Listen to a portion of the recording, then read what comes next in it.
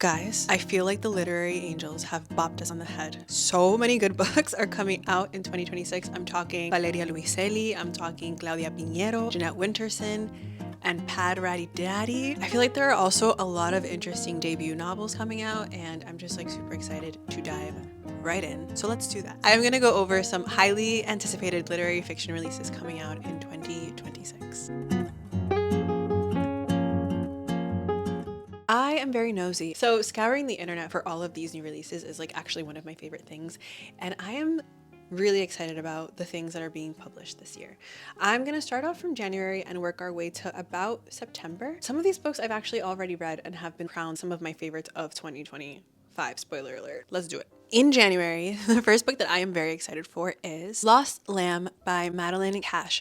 Madeline Cash, I feel like I remember seeing her around BookTube maybe like a year or two ago with her release of Earth Angel. I was curious about it, but I feel like starting off with their short story collection is not always the best for me, at least, to get to just like know the voice of the writer. So I'm super excited. FSG is coming out with this release on January 13th. All I know so far about this book is that it is about a family that is like on the brink of imploding. The mom wants to open up the relationship. The other daughter is sent to like a wilderness reform camp. I don't know, but I did start reading this. It's actually going to be an event for Lost Lambs coming up like first week of January. So I reached out to a friend and I was like, hey, do you want to buddy read this? And she's like, yeah. So I was at a coffee shop. I was just like perusing. We were kind of texting back and forth. And then I got a text from her like 3 hours later and she's like, oops, I finished it. And I was like, girl, it's very funny. It's very interesting. I think there are a lot of playful stylistic choices. I can't remember a time where I was so taken by how funny a book is. And it's not like slapstick. It's very smart. I also was just like frequently and continuously what the fucking all around.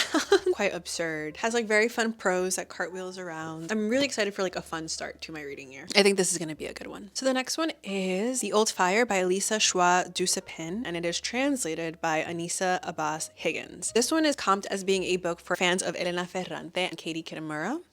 I'm intrigued. My interest is piqued. And it has to do with, I think, two sisters in the French countryside. And there are secrets. This one is also blurbed by Sival Savaz. I feel like I need to read The Anthropologist this year because her blurbs did me right last year. Like, I feel like I read a lot of books that were blurbed by her and they were all bangers. But I've not read anything by her yet. So The Anthropologist is also on my list, but she says a touching, mysterious novel imbued with the beauty and strangeness of a fairy tale, and I am always down for something that is beautiful and strange. All right, the next one I have is really exciting. This one is from Grove Atlantic. It is a Jeanette Winterson release. One Aladdin, Two Lamps. This one seems really stylistically interesting, or at least what it's doing with how we think of memoir is very playful and innovative. So this one is a retelling of Sherazadeh's 1001 Nights, where a woman tells a story every night and in turn she gets to live. But it's also kind of like a blend between fiction and memoir that also kind of has like a philosophical press to it, which I am very deeply into. It's kind of reminding me, not so much, but I think just the mixing of memoir and fiction and theory is kind of reminding me of the Catherine Lacey book that came out last year that I still haven't read. But yeah, this one just sounds really, really interesting. I think it's going to be like one of the books that I prioritize towards the beginning of the year. We'll see how that goes because I still have a TBR list from 2025. There's a lot of good stuff. I'm overwhelmed, but like in the best way. But yeah, Jeanette Winterson wrote, oh, what's that book called? I read it like 3 years ago and it was gorgeous. And so I'm just like super excited to be back in Jeanette Winterson's lovely little arms. The next one is a book coming out by Soft Skull Press, and this one is called When the Museum is Closed by Emiyagi. It's translated by Yuki Tejima. This one's interesting. There is a statue of Venus in this museum, and this very lonely worker kind of falls in love with the museum, but the statue like comes alive at night. They have all of these really profound and like soul-touching conversations, and then there's another employee who like becomes protective of the statue of Venus. It's strange. Blurb says that it explores love, freedom, perceptions of beauty, and how women are seen in society. And this is by the writer who wrote Diary of a Void, which I have also been really curious about. So I'm not sure which one I will start with, but the concept of this seems very interesting. This is still January. January is a packed month, but the next one we have is Discipline by Larissa Pham. I love this book. We have this woman who is in school to be a painter, and she has this professor who like takes an interest in her. Something happens between her and the professor, and then she all of a sudden cannot paint. Years later, she is on a book tour for a novel that she is debuting, and this novel circles around a painter who has an affair with a professor, and then she can no longer paint, and so in turn she murders him. So while this book is looking at relationships and it's having all of these conversations with people, creativity, art making, perceptions of self, how that changes, I think it also had a lot to say about like repair and vulnerability. As you sort of move through the novel and you see the actions that the protagonist takes, it gets very tense and really interesting towards the end. I still don't know what I make of the ending.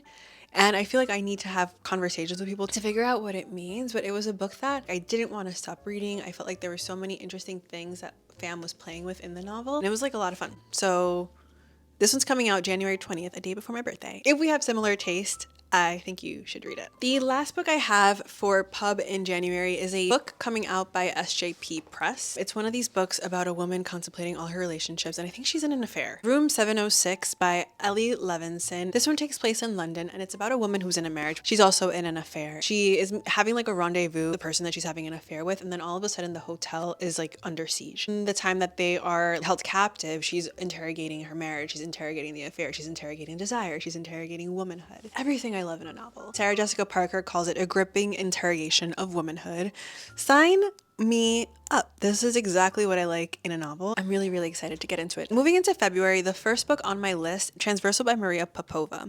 This one is being published by FSG. It's interesting because I have been subscribed to Maria's newsletter for years. It just feels so smart, and every time it comes into my inbox, I'm just like, whoa, I can't wait to like sit down and read it. Maybe today will be the day. And then I think I feel like a broad intimidation by her work, and so I've literally never read. I think I've read one. She's someone who has a lot of different interests and imbues it in a way that's really fascinating and I think works well in narrative. So I think the fact that she's expanded into a novel is really exciting, and I am very, very eager to get into it. She's looking at various writers and cornerstone historical events to ask what makes a meaningful life, and I am always down for a existential crisis. Very excited for that one. The next one is a book by Chloe Michelle Howarth, and Chloe Michelle Howarth has also been on my TBR for a while. She is the writer of Sunburn. I feel like I had it on my TBR twice and people kept giving me mixed reviews, and so I felt discouraged, but I'm eager to read it. Like, I constantly think about it and I look at it on my shelf and I'm just like, oh, I need to get to that. But she is coming out with a new novel that is being published by Melville House called Heap Earth Upon It. So this one says that it is a new take on sapphic obsession. It is blurbed as being similar to Our Wives Under the Sea and Mrs. S. Mrs. S is the most intense book on yearning I have ever laid my little eyes on. I have to read Our Wives Under the Sea. Yeah, this one takes place in rural Ireland and there are secrets. I do remember starting to read Sunburn. The writing was interesting, and so I'd be curious to see how this writer is like growing in her practice. So this one is one that I am really excited for. Evil Genius by Claire Oshetsky. Claire Oshetsky is another writer who I've had like all her books and I've never read her once, but I feel like people who read her really, really enjoy her. This one is about a woman's quest to carve her own path, even if she has to step over a few dead bodies along the way. This one is being published by Echo Press. I just want to read a little bit more about it because I just wrote one sentence, but I remember like I came across it and I was like, ooh, this is going to be really interesting. Exhilarating, surreal, and bitingly clever, Evil Genius is a comic noir exploring obsession and desire and what happens when a sweetly seditious woman dares to imagine a better life. It's about a woman who's in a very happy marriage, and then a woman that she knows from work is murdered. She starts to question love and death, and these bleed into her daily life. She's at a gun range. Okay. I've never read Claire Oshetsky, so I'm curious what her worlds are like, but this sounds really interesting. I like a book about obsession. I'm into people who kind of lose their minds a little bit. So the next one we have is Cleaner by Jess Shannon. This one is being published by Simon & Schuster. A disaffected young woman's work as a cleaner takes on an increasingly surreal search for creative fulfillment, gainful employment, and the meaning of life in this sharp tragicomedy debut, perfect for fans of Melissa Broder, Jen Began, and Alexandra Tanner. I love Melissa Broder. Jen Began, I had a really fun time listening to that one, and then Alexandra Tanner, I tried to start reading the book about the sisters and I feel like I was enjoying it, but it's a lot of the same thing, and so like it's a lot of the same kind of humor, and it's a book that I remember recommending a ton because there were a lot of moments where I literally gasped. But I've not read her, but I get the vibe. I understand what they're trying to say, and I feel like that would kind of be up my alley. I feel like that'd be a fun audio listen experience. The next one is called Saoirse by Charlene Hurtubise. This one is about a artist living in Donegal. She wins a prestigious award. There are secrets, the Irish and their secrets, but it is described as an evocative, suspenseful exploration of intimate relationships between art and life and the lies that we tell ourselves in the name of reinvention. This one's also blurred by Colin Welsh, my baby, and I miss him so much, and so anything that Colin Welsh says to read, I'll read. I think those were the last books I have for February. We are moving right along to March. So the next one I have is called Hovel by Alyssa Ross. This one is being published by Strangelight. I actually don't know who the parent company of that is, but this one sounds interesting. There's a woman in the mountains. She is there because her partner is working there. She starts to think about like her Scottish ancestors, a time where lamplighter took the night off for the full moon, girls bathed their faces in the morning dew, and people sang to the seal. It's described as a novel of compelling poetic precision and depth. She captures the lengths that we go to for connection when we are alone. She follows a thread of personal history and fascination to conclusions one can only reach when there is too much time on one's hands and it is too cold to go outside. She turns to ancient rituals to find solace and connection, and this one is blurbed as having shades of Olga Tokarczuk, Ali Smith, and Rachel Cusk. Sounds interesting. I'm in. I will be reading that. It sounds like a very cabin fevery book that is also really interested in female interiority, and I love like a woman alone coming up against herself, so sounds good. The next one I have is A Good Person by Kirsten King. This is a debut novel, blurbed as being Gone Girl meets Big Swiss, okay, about a millennial anti-hero who seeks revenge on her ex-situationship with a hex, only for him to actually literally die. That sounds really fun. I feel like the books this year feel like they are raising the stakes a little bit and playing with absurdity in a really fun way. So I'm very curious to see like where everything is going. Body Double by Hannah Johansson, and this one is translated by Kira Josephson. And I feel like I've seen Hannah Johansson. Oh, she wrote Antiquity, but this one was blurbed as like being a Hitchcock literary thriller about two women who fall in love and then move in together and then they begin to resemble each other. While elsewhere, there's a young woman who's like receiving messages and this is like apparently going to ruin her life. Why is it going to ruin her life? I don't know. I need answers. But this is a book about sapphic obsession, which we know is my obsession. It's a very niche interest of mine. Just really curious. I think I'm just more curious to like meet this writer. I feel like I've heard a ton about her and I would like to meet her personally. Then we have Strange Girls by Sarvat Hassin. This one is being published by Dutton. I remember I saw this one on Instagram and I read the blurb and I was like, immediately, yeah, because it sounds really interesting. This one's like a friendship book, weaving together the friends past and present. Strange Girls is an ingenious portrait of a fraught friendship and an exploration of ties forged in the intensity of the college experiences and the scars left when they break. I don't know, I feel like when I saw it on Instagram, there was something more like salacious about it. Let me see if I can find the post. Oh yeah, so they had like this cool little graphic. Coming of age, more than friends, campus novel, bad art friend, artist, and muse, she said, she said. That's an excellent graphic. I want it. I'm very excited to read it. Also has a really pretty cover. It's like two girls, one sitting on the other's lap.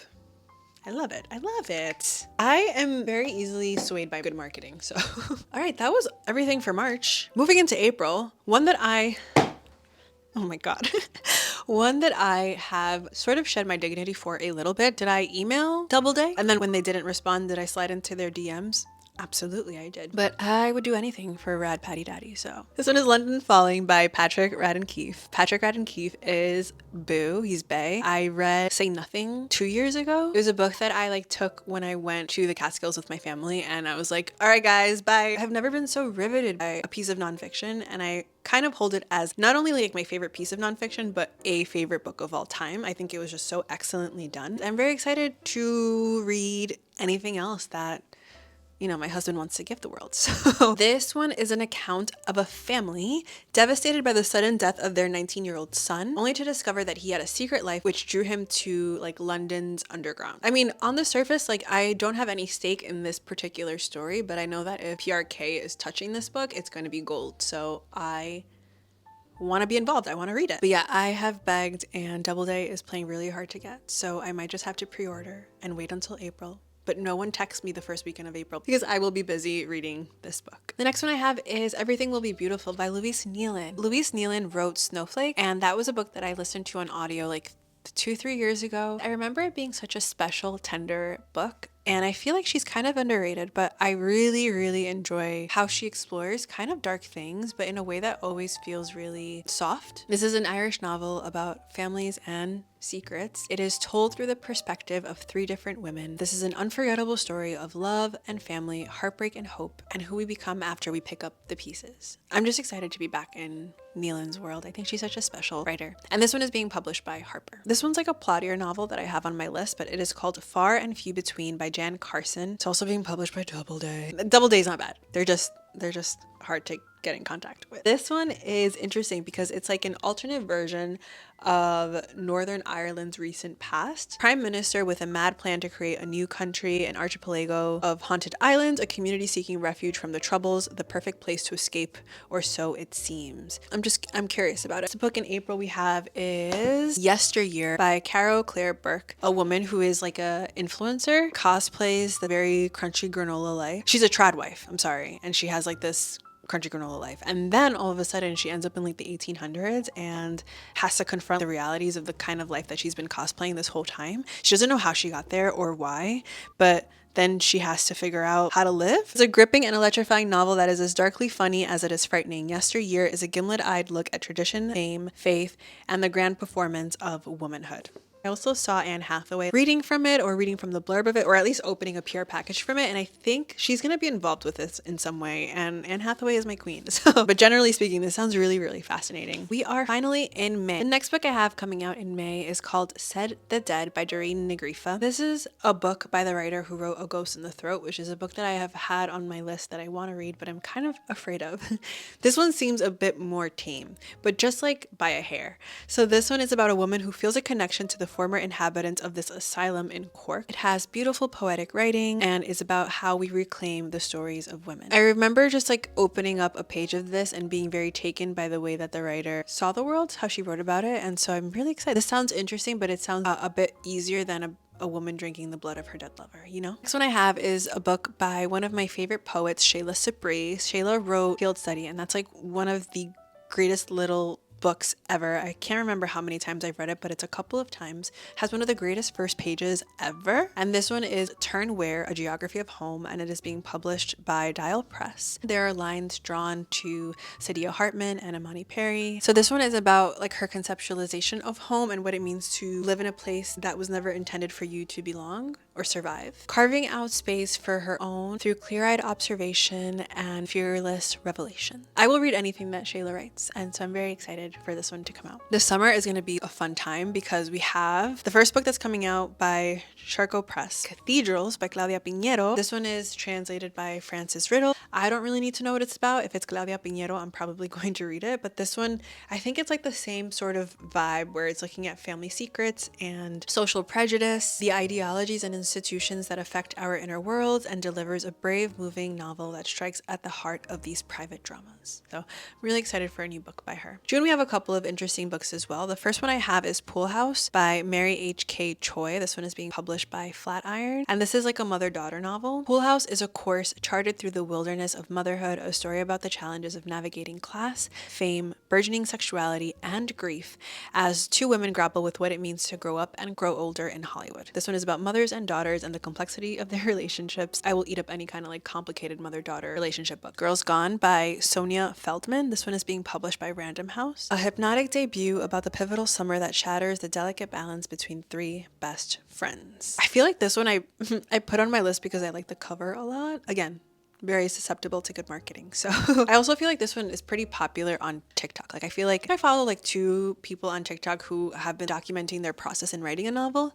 I feel like one of them is her. And the last book I have for June is called Nymph by Sophia Montrone. This one is being published by Avid Reader Press. And this one is also comped as a Call Me By Your Name meets Elena Ferrante. It's a debut coming of age novel. 2 young women spend the summer working at their family's time-worn Italian agriturismo, the tragedy that renders her life into before and after, and her romance with an American girl, which has unexpected consequences. Let me say it. I feel like I didn't read enough queer books last year, so we have to rectify that immediately. In July, the first book I am extremely excited for. Like I said, I think summer is going to be really fun. In June, we have Claudia Piñero, and in July, we have new Valeria Luiselli. Hace tiempo que no leo Valeria. I can't remember the last book I read by Valeria Luiselli, but I adore her as a writer. And this one is being published by Knopf, My Babies, a powerful and page-turning novel. It is talking about a mother and a daughter who are traveling together after the mother's marriage has ended. It's looking at the dissolution of a traditional family structure. Count me in, bro. Count me in. Super excited for that one. Opening Night by Sarah Baum. This one is like a post-pandemic novel about a woman who goes to this art exhibit in rural Cork. She finds this artist and she's like really intrigued by her. So then she reaches out and her and the artist become friends and they start to bond. They meet every month and swim in the Atlantic. They live my dream life. They start to squabble over complex ideas about community and nationality and neurosis and mysticism and love and pain and the power of art. This one is being published by Granta. These like smaller pubs tend to, I think, take more risks in the work that they produce. This one sounds really cool. The last one I have coming out in July is called The Obsessed. This one is being published by J.P. Putnam and Son, about a woman who maps the love plot of her favorite novel onto her life and finds herself flailing when she gets into a relationship with a fellow literary obsessive. Buzzword. I want you to take a shot every time I pick a book about obsession.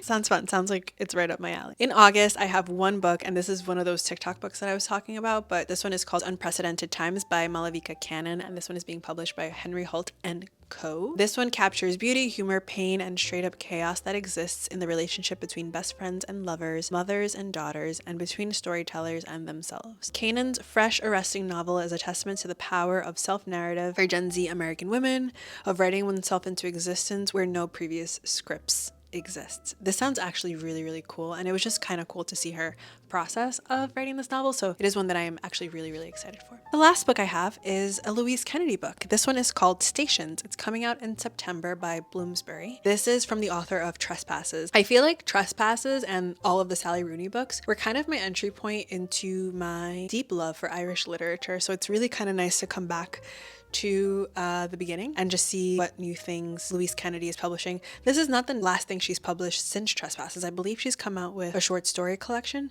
but it's the first novel that's come out. We have two women, Roisin and Red, who meet as teenagers and find themselves back in each other's orbit decades later. But as they are both living very different lives, things get complicated. I feel like I don't really need to know much about this one either. It's just Louise Kennedy, and I'm always down for a new Louise Kennedy read. And that's the list. I feel like there'll probably be some interesting books coming out towards the end of the year, but it's hard to find those so early on. I wonder, are there any books that you have your eye on already? Or are there any books that you heard here that you are super excited to pick up once they get published? I think it's going to be an interesting reading year. I think a lot of the books, like I said, are playing with the absurd, are really towing the line and trying to push or shuttle themselves into the gray. And I love that kind of thing. So I am very, very excited for what's to come. I hope you've been doing well. Let me know what you've been reading. Is it good? Should I pick it up too? But I do think that is it. We'll see each other soon. Bye.